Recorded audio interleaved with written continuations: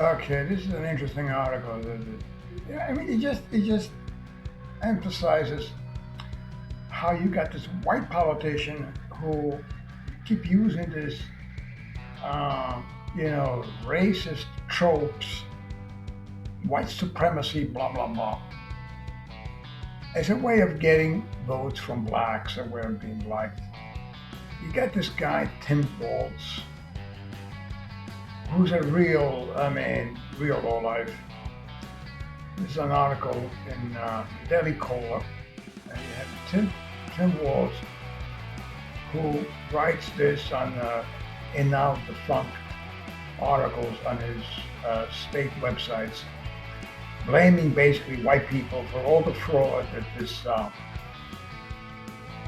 population of Somalis, Africans, are carrying out in Minnesota. Obviously, everybody knows he's the governor of Minnesota. And so you got the Somali, which you wonder what the hell are they doing in this country? I mean, as I explained before, the African race, the so-called Negro race, is nothing but a separate species. We're different species, we're not different races. And so therefore we should not assume that somehow they're humans like us. They're just not. Science has established that the Negro race is a separate species. The genetic distance between people of European descent and sub-Saharan Africans is about 100,000 years. Coincidentally, the genetic distance between Asians, like Chinese, etc., and people of European descent is about 45,000 years. So it's pretty close. But when you're talking about the sub-Saharan Africans, you're talking something entirely different. It's a separate species. It's a separate species. And they have incredibly low intelligence, borderline, they call morons. So there's no reason to assume that they're humans like us. Anyway, so he goes on talking about how it's the white man's fault. Now, of course, they do it, this white politicians, they do it because they want to get their votes.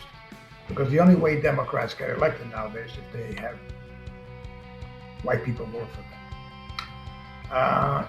He says it's not all law-abiding citizens. If that were the case, there's a lot of white men who should be holding a lot of white men accountable for the crimes they have committed. Well, they are holding white people accountable for the crimes they commit. In fact, there's an interesting statistics that the writer gives. It says Minnesota is 80% white, and the population commits 50% of the arrest for white people. I don't trust those figures either because many times they consider Hispanic, even Asians, as whites. Okay, so the number of white criminals is much lower than that, but let's assume it's 50%. The article then goes on to say that Somalis are 5%, that they commit 28% of all the crimes. All right. Let me give you another statistic that I know off the top of my head. In New York City, whites are 33% of the population. They commit 2% of all the violent crimes. 33%, 2% of all the violent. And it's mostly, by the way, domestic violence. Boyfriend, girlfriend, getting into fights, they call the police. Blacks, on the other hand, are 27% of the population. And they commit 70%, or nearly 70% of all the violent crimes. All those blacks pushing white women onto subway tracks, for instance, and other such things. And of course, practically all racially motivated crimes are committed by blacks, not just in New York City, but all over the country. And they call white people racist, if you can believe that. So, all right. So the articles, I'm gonna stick it into the description. You can read it for yourself. But it's the same crap all the time. This white politician calling white people racist and white supremacist. I mean, first of all, the white supremacist makes all the sense in the world. Of course, whites are supreme.